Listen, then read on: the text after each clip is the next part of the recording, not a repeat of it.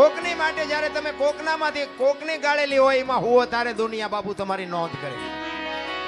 એનો એક દાખલો અમરેલી મૂળદાસ લુહારનો દીકરો હાંજનું ટાણું વાયુનો કાંઠો બાપુ માળા કરતો હતો. એમાં થાળ કરી નાખો. સદગુરુ મહારાજ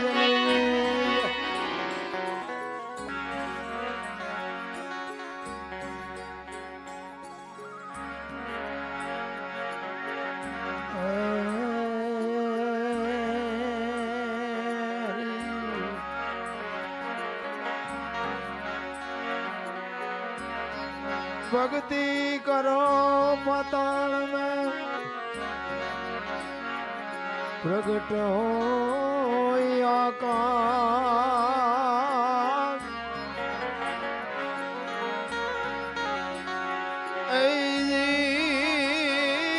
दाबी दुबी कोई दी ना रहे और तो कसूरी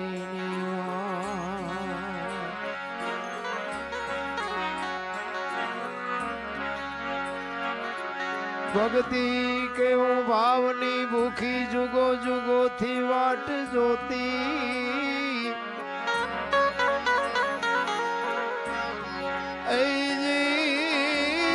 જોતા જોતા એમને જડ્યા હવામાં સાગર ના મોતી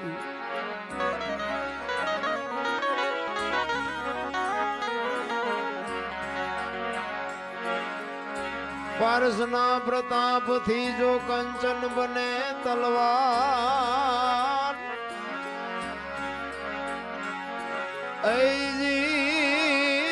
ત્રણયો ગુણ એના કોઈ દી ના મટે આ તો માર ધાર ને આકાર. એક સંત કહે છે પારસના પ્રતાપથી જો કંચન બને તલવાર ત્રણ અવગુણ એના કોઈ દી ના મટે પછી માર ધારને આકાર. વાણીનું જો મંથન થાય ને તો વાણી સમજાય. વાણીને તમે ફોડો ને જો સંતો તો વાણીનો એમ કે છે કે ભજનમાં બાબુ ભડાકો થાય ભજનનો. માર ધાર ને આકાર લોઢાને પારસમાં જોડો ને એટલે હોનું થઈ જાય એવું કે છે. પણ માણાને પારસમાં જોડો તો માણા થોડો થઈ જાય. માણાને માણા બનાવવો હોય તો શું કરવું પડે? એટલે એક સંત કે છે વાણીમાં જ્ઞાન છોડી લે કોઈ જો હાથમાં સદગુરુ બને જો સોના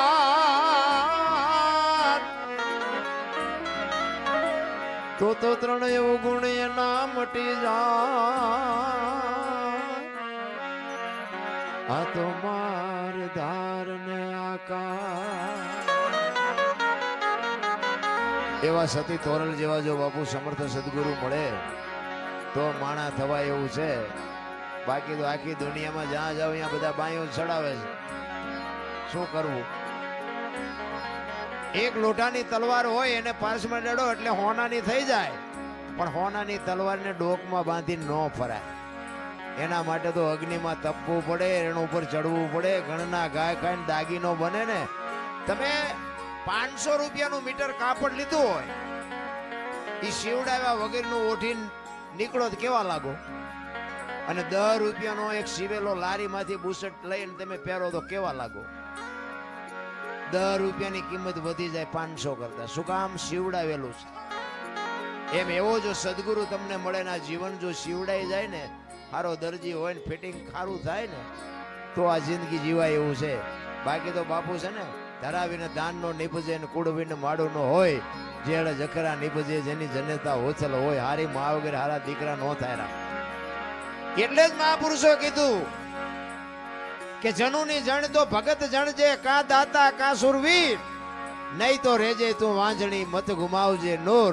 આ સગાળ શાન જલારામ ને મીરાબાઈ નરસિંહ મહેતા અમારે અહીંયા કોથળા મોકલાવતા છે એના ગાણા ગાવા. અમે એના ગાણા ગાઈએ છીએ, એની પેઢીઓ કઈ અમારી અહીંયા મોકલાવતી નથી કે અમારા બાપ દાદાના ગાણા ગાવ છો તેમ લો 2 મણ મારા દાણા મોકલાવી. પણ બાપુ જીવનમાં કર્યું છે એવું જેના ગાણા ગાવા પડે છે. પણ એની માટે સારી માં વગર મારો તો હિસાબ જો કે સાંભળ્યો છે મને, પણ મારો હિસાબ એક જ હોય, મા ને બાપ ને બાપુ જાળવવાની જરૂર છે. બાકી બધું ગાડું મારો નાથ હાંકવાનો જ છે. તમારા મા બાપથી તમે અને મારા મા બાપથી હું આપણે આ દુનિયામાં આવ્યા છીએ. જો મા બાપને ભૂલી જાય જિંદગીમાં કોઈ દી ગાડી હાલે નહીં. પછી દુનિયાને જે ફાંકો હોય કોઈ દી નો હાલે. આપણા ગઈઢા પાસે સારું મકાન નહોતું ને રહેવા ઘરે સારું નહોતું ને દાણાય નહોતા ને એવી પરિસ્થિતિમાં જીવતા હતા, પણ મા બાપ બાપુ કોઈને ભારે ન પડ્યા. અને અત્યારે આ ભણતર તમે જુઓ તો ક્યાંયનું ક્યાંય પહોંચ્યું, વિજ્ઞાન ક્યાંય પહોંચ્યું, પણ મા બાપ જ કોઈને પહોંચતા નથી. પછી કે આ શું નડતું હોય છે, જાઓ ભૂવા પાસે શું નડતું હોય જોઈ દે દાણા. તમે કર્યું તમને ન ખબર હોય હું નડે છે. અરે માની તાકાત ભલામણા એવડી હોય કે બાપુ એક લોહીનું દૂધ કરીને તમને ને મને પાઈને આ જીવનમાં તમારો મારું આ જીવન એક જિંદગી જીવાડતી હોય. એક જંગલના રખડતા હરણાને કવિએ કીધું કે તમે આટલું બધું કેવી રીતે દોડી શકો છો? અને હરણાનું બચ્ચું બોલ્યું હતું ભાઈ કે કવિરાજ તમારે સાંભળવું છે અમે કેવી રીતે દોડી શકી છીએ? તો કે હા. તેથી બચ્ચું બાપુ એક કવિને જવાબ આપે છે કે કવિરાજ કવિરાજ મારી માના પેટમાંથી હું બહાર પડું અને મારી માના ધાવણની શેડ એક મારા મોઢામાં પડી જાય ને પછી પાણી પથા ઘોડા મૂકી દેજે ને જો આંબા દઉં તો મારી માનું ધાવણ લાજે. બાપુ આ માની ખુમારી હોવી જોઈએ, એવી માને ખુમારી હોવી જોઈએ. છત્રપતિ શિવાજી મહારાજ જીજાબાઈના ઉદરમાં હતો ને, એને ખબર નહોતી કે મારા પેટમાં દીકરો છે, પણ એને એટલી ખબર હતી કે મારા પેટમાં દીકરો હોય કે દીકરી હોય પણ મારું સંતાન આપને ટેકો દે એવું થાય, મારું સંતાન માય કાંગળું થાય જ નહીં કોઈ દી. આવી ખુમારી માને હોવી જોઈએ. પણ બાબુ ફેશને દી ઉઠાડ્યો છું, શું માની વાત કરવી? હું તો દીકરીઓને ખાસ કહું તમે તો શક્તિનો અવતાર છો. તમે ધારો તો આજે બાળીને ભસ્મ કરી દો એ તાકાત છે તમારામાં. પણ હવે બાબુ અત્યારે કીધા જેવું કઈ છે નહીં.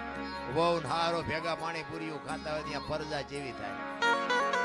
કઈ હારા વાઈટ હોય નહીં. કહેવાનું હોય કે અમારે 2 છે 4 છે, ભાઈ ગવાડા ડાટા કાઢે એવો હોય, ગવાડા બાંધે એવા ન થાય. અરે માં છે તો માં છે ભલા. મોઢે બોલું માં હાથે નાનપણ સાંભળે મલક બધાની મજા પછી કડવી લાગે કાગડા. બાપુ માના જીવનમાંથી કઈક બાપુ સંતાનને ઘોડિયામાંથી જ બાપુ એને બધું આપી દે. અને તમારી મારી બાપુ છે ને શરૂઆતમાં તૈયારી હોય ને છેલ્લે તૈયારી હોય, આપણને પરવાહ નથી. તમારો જન્મ થયા પહેલા બાપુ દૂધની વ્યવસ્થા કરે અને માએ ખોયા કરી રાખ્યા હોય ને ઘોડિયું હોય ને ગોદડાય હોય ને બધું હોય. તમે આવ્યા પહેલા બધી તૈયારી હોય અને જેથી જવાનું હોય ને તેથી તૈયારી જ હોય. લાકડા તૈયાર હોય ને ઉપાડનારા તૈયાર હોય ને હળગાવનારા તૈયાર હોય ને કોંકા મારનારા તૈયાર હોય. પહેલી છેલ્લી 2 તૈયારી છે તો એટલી તૈયારી નહીં કરી રાખી હોય. પણ આ હું આવ્યું ને, હું બાળકને બાપુ ખબર ન હોય કે મારું ઘર છે કે મારી માં છે કે મારા રૂપિયા છે, એને ખબર ન હોય નાગ નીકળ્યો હોય તો ચાલે. પણ હું જયારે થાય ને થોડીક ભાન આવે ને પછી એમ કે મારું ઘર ના મારી માન મારા રૂપિયા મારી વાડી મારું ખેતર પછી મારું થવા માંડે. એટલે માણા જન્મે દીદી બાપુ છે ને કોઈ નામ નથી લખાવી શકતું, મરે પછી કોઈ નામ કમીએ નથી કરાવી શકતું. આપણે આપણું નામ જો લખાવીએ ન હકતા હોય ભૂહાવીએ ન હકતા હોય તો આપણે બીજું શું કરી શકવાના? માં છે તો માં છે ભલા. એક માનો પ્રસંગ, એક પુરુષોત્તમ બાપુ એક વાણીમાં એવું લખે છે કે મારી માં તો મારી માં છે. હું તો કોઈ તીરથ જાત્રા વ્રત કરવાનું પુણ્ય કરવાનું દાન કરવાનું હું કોઈને કહેતો જ નથી. બધે હિલોળા મારે છે, કોઈને કાંઈ કોઈને ઘટતું નથી. આપણે કોઈને કઈ દીધા જેવું જ નથી. માને બાપ ને બેને હાસવું બસ. બાકી તો છે ને મંદિરમાં મૂક્યાનો માર્ગ નથી. જ્યાં છે અહીંયા આપણે દેતા હોય દેજો, મારો વાંધો નથી. પણ મા બાપ ને ચૂકીને જો દેવા જાઓ ને તો બાપુ ચોપડે નહીં ચડે લખી લેજો. માના બાપના કાળજા ઠારો બાપુ જિંદગીમાં બધું સારું જ થાય, ધંધો સારો થાય, છોકરા સારા થાય, તમારું જીવન સારું હાલશે, નિરોગી રહે. પણ મા બાપ ને બાપુ ચૂક્યા એટલા જિંદગીમાં બાપુ કોઈ એક મા બાપ ના આશીર્વાદ છે ને વિધિના ચકડા ફેરવી નાખે ભલા. અને મા અને બાપ છે ને આખી દુનિયામાં મારો દીકરો સુખી થાય, મારા દીકરાનો વ્યવહાર સારો હાલે, મારા દીકરાનું ગાડું વ્યવસ્થિત હાલે, એવી અંતરથી જો કોઈ ચિંતા કરતું હોય ને તો તમારા મા બાપ બાકી આખી દુનિયામાં કોઈ રાજી નથી. લખવું હોય તો લખી લેજો. હગો ભાઈ રાજી નથી બાપુ. તમે આગળ નીકળો એમાં હગો ભાઈ રાજી નથી. અંતરની જો વેદના હોય તો એક માની ને બાપની જ છે, બાકી કોઈની છે જ નહીં. બાકી આખી દુનિયા સ્વાર્થી છે, લોહીની હગી છે. હું તો પ્રોગ્રામમાં જાઉં અહીંયા હું તો કહું કે અમે ગઈ એકી છે એટલે બોલાવો છો, બાકી અમે થાકશું તે દી તમે નથી બોલાવવાના. હવે એ દરબાર ક્યાં ગઈ હવે બીજાને કહો, બીજાને કહો, એ ખબર છે. આ સ્વાર્થ છે દુનિયાનો, બીજું કાંઈ છે જ નહીં ભલામણ. બાકી માન બાપ બાપુ છેલ્લા શ્વાસ સુધી મારા સંતાનનું ગાડું વ્યવસ્થિત હાલે, મારા સંતાનનો ધંધો બરોબર હાલે, આવી અંતરથી બાપુ જો વેદના હોય ને તો માની ને બાપની બાકી બધી વાતું છે. એટલે પુરુષોત્તમ બાપુ વાણીમાં એવું લખે છે કે મારી માં તો મારી માં છે. અને બાપુ જે સંતો થઈ ગયા ને બાપુ, મા બાપને કોઈ દુખી કર્યા જ નથી. ખાવા હતું કે નહોતું, ભૂખ્યા રહીને પણ મા બાપને જાળવા છે. એટલે પુરુષોત્તમ કહે છે